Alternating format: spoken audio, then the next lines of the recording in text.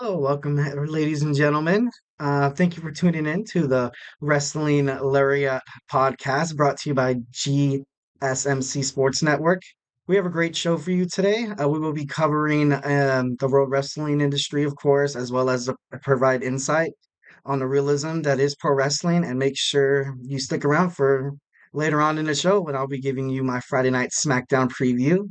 So stick around. Before we start, I would like to ask you to like and follow the show. Go ahead and hit that, smash that follow button. That would be really, super awesome. And next, we get a number of questions from viewers that come in during the show. So to ensure that your question gets read on air, I ask you to use the tips and donations link at gsmcpodcast.net with your questions. This puts your question at the top of the list so that I see it, and it also really helps the show. Again, the link is once again gsmcpodcast.net. So yeah, give me a holler. Tell me what you like. Tell me what you don't like. We can definitely have a conversation back and forth. That's all I can ask. So the first segment that I got today is wrestling around the globe. So wrestling in itself is pretty popular, especially worldwide. WWE, of course, is like a global giant. It's like the conglomerate. It's like the juggernaut of all the wrestling industries. Um, it is marked by data report. WWE reaches about 800 million homes worldwide. So that's sounds like a pretty big deal to me. And yes, ladies and gentlemen, wrestling is indeed a sport. Yes, it's staged to a bit, but also you have to take in consideration about what an athlete is. An athlete is some people that use their athletic abilities to entertain a crowd. And there's obviously a bunch of wrestling heads out there, myself included, that love seeing this show, no matter if it's quote unquote fake or not. But I don't know, these people put their lives and bodies on the line day after day, week after week sometimes, as opposed to UFC, which, I like UFC. I like watching UFC, but I prefer obviously WWE or AEW recently. But UFC, you see the fighters, they probably participate in maybe one or two major fights a year. So, and they just got to travel those two times, as opposed to wrestlers who sometimes fight twice a week, or some of the best ones, they fight maybe twice a night, tag team match or a singles match, and, whatever helps boost the ratings and the storylines. So they're constantly traveling. They're probably, you know, they have so many like they can't see their families often, which is pretty devastating. And they're putting their bodies like consistently through pain. So I don't know, I just kind of want to, bound that respect there. And also you got to respect how wrestling, especially WWE, is going global. Like you have it in Saudi Arabia, you have it in Wales, you have it in South America, and it's only going to get bigger. It's only going to get bigger. The companies, they're just going to try to draw audiences from all around the globe, which they actually already have. And I don't know, if you're definitely not a wrestling fan, I would recommend to just check it out. Who knows, you might like it. You know, just remember who told you first. So another kind of topic I wanted to get into was how AEW, the owner Tony Khan and his father Shandid Khan, the owner of the Jacksonville Jaguars, are looking to merge with the WWE. And the report obviously says that WWE wants no part in it, which is kind of shameful because as a wrestling fan, especially growing up during the Attitude Era and the Monday Night WCW, Monday Night Raw, the Monday Night Wars, it would have been so cool to like see Sting fight The Undertaker one night, or Goldberg fight Stone Cold Steve Austin, um, the NWO fighting DX. That would have been super cool to see, but we never got that. And I think if everything kind of merged together, it'd be kind of create this like FIFA World Cup of wrestling all around the globe, where um, maybe wrestlers don't have to. fight every night and every week or every 2 weeks, kind of give them a break, as well as promotes up and rising wrestlers trying to fight their way into an industry that's like super cutthroat. Um, but yeah, just give wrestling a shot. That's probably all I gotta give. So, I feel like I'm losing my mind. Is everybody in the world blind? Please, Lord, give me a sign, a sign. I feel like I'm losing my mind. Is everybody in the world blind? Please, Lord, give me a sign, a sign. I wanna be the greatest. Everybody on their fake shit. I look around and feel like everybody is the fakest. I make this every day and I'm impatient, hoping one day I blow up from the basement. Statement, the top is so vacant. I don't hear shit that I think is amazing. Waiting for my day when I'm playing sold out shows for 1,000 faces. Hey, give me that crown, get in my way and to be put down. It ain't your place, all this my town. If I want that shit. alrighty, and we're back with the Wrestling Laureate Podcast. Like I want to remind you that to go ahead and smash that like and subscribe button. Also, tips and donations are greatly appreciated, so we can discuss wrestling. Um, don't forget that it's gsmcpodcast.net, and give statements, questions, opinions. We'll take it all. Um, yeah, all right. So let's go ahead and go on to our next segment, which is previewing SmackDown. So WWE SmackDown is going to be taking place at in Dallas, Texas, in American Airlines Arena on Fox. You can catch it at 8 p.m.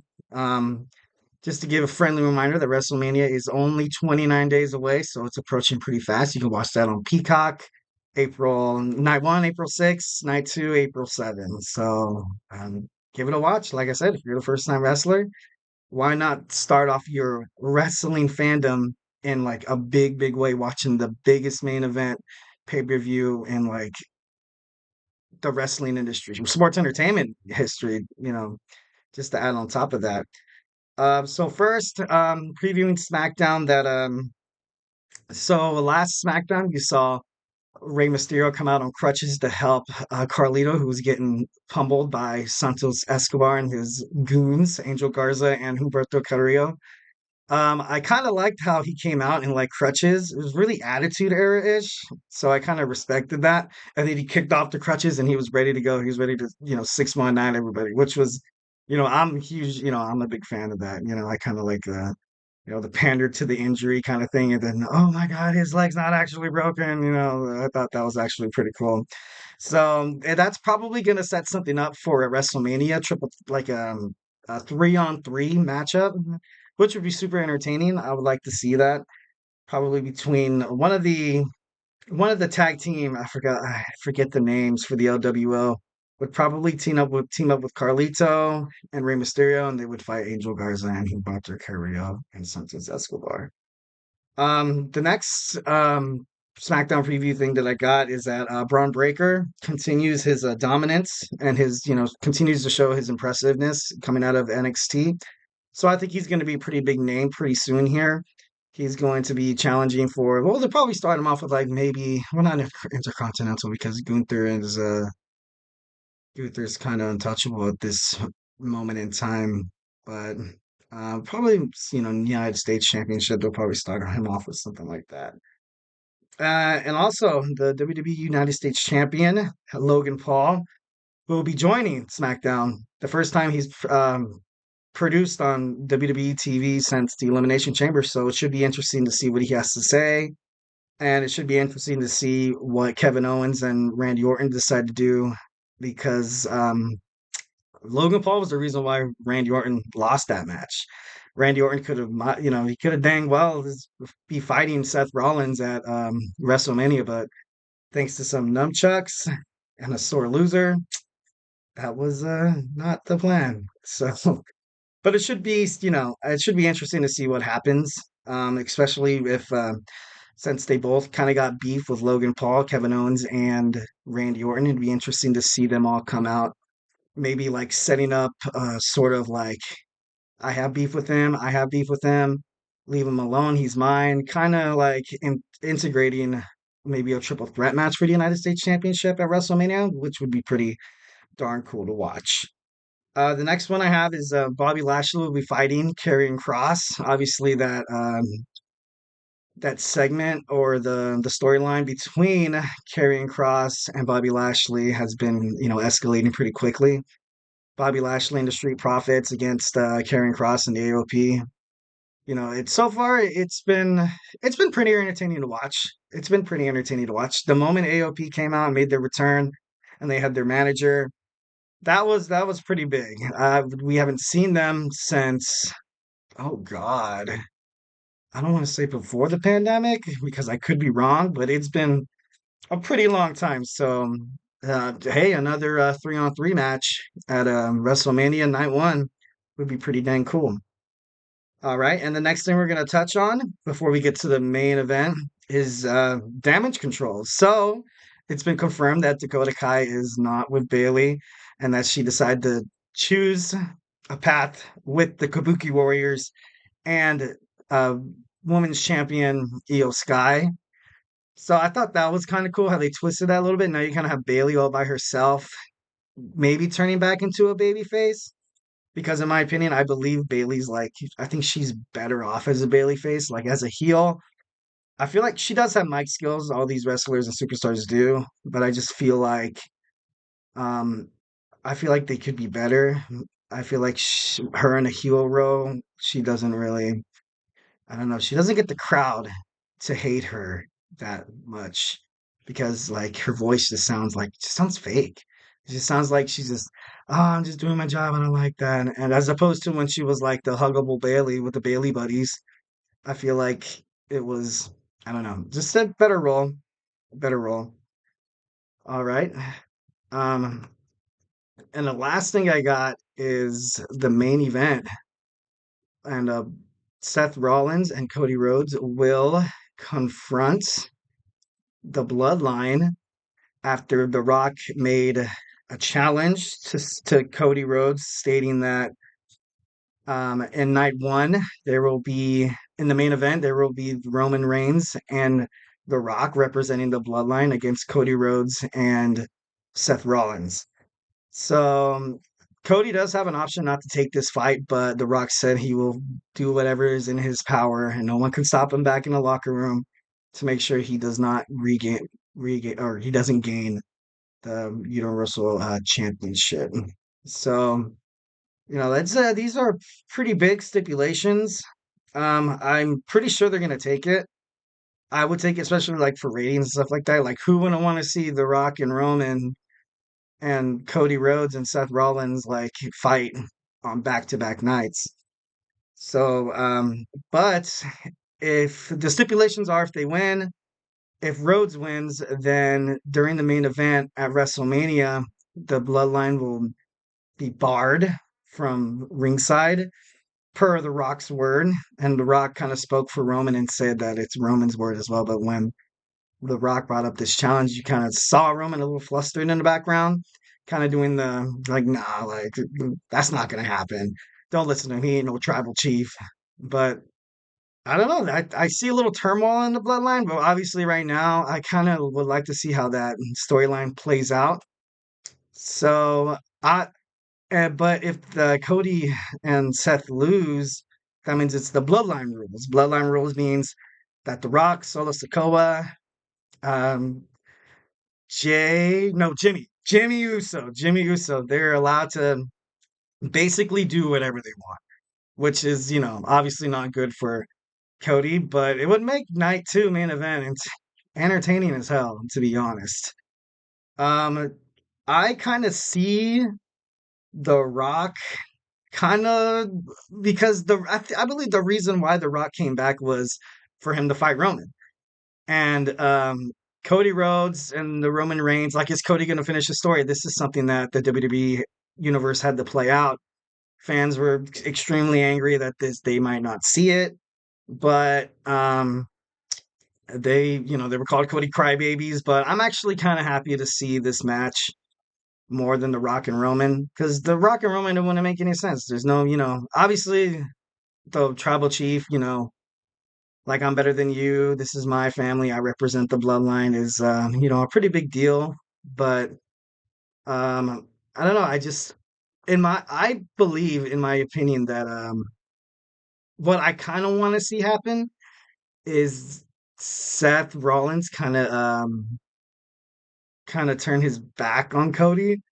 That would be pretty interesting. That'd be pretty interesting, like storyline. Like he joins his old running buddy Roman Reigns, a former Shield associate, and kind of help him out. And then you would kind of set up that night two main event. Like Cody Rhodes has his back against the wall, no one's gonna help him. And then the main event match will feature Cody, fighting off the bloodline, like kicking Jimmy's ass and throwing Solo Sakura over the barricade. And then once when like you'll have that like hope is lost moment that Hollywood franchises like to take advantage of, especially Marvel movies. But you'll have that hope is lost moment. And then as soon as that happens, The Rock comes out and everyone's like, no, things are just getting worse for Rhodes. What? Like, I'm turning off my TV. But that's going to be the time when The Rock will turn his back on Roman Reigns and, basically even the odds. And Cody will pick up the victory and he'll get the win. That's what I would do if I was the storyline. But hey, don't listen to me. But um, I think I don't know. And Seth is kind of, Seth Rollins is very dimensional. He could play heel well. He could play babyface well. So, and right now the two champs would kind of be if Rhodes won, the two champs would be babyface. And usually it's a rule of thumb of the wrestling industry to have one champion to be kind of the jerk and the other one to be like humble, pander to the crowd and be the baby face. So it'd be interesting to see how, Seth would kind of take over that Roman Reigns role and kind of be the bad guy while Cody Rhodes would be the WWE champion. So that's all I got for you today. I hope you enjoyed it. I was definitely enjoyable. Thank you for tuning in to the Wrestling Laureate Podcast presented by the GSMC Sports Network. Your support means a lot to us, so please remember to subscribe to the show and leave a positive review. Believe me, it really does help. Also, we also invite you to follow us on Facebook, Twitter, TikTok, Instagram for more content and updates. Thank you once again, and remember to have a phenomenal day.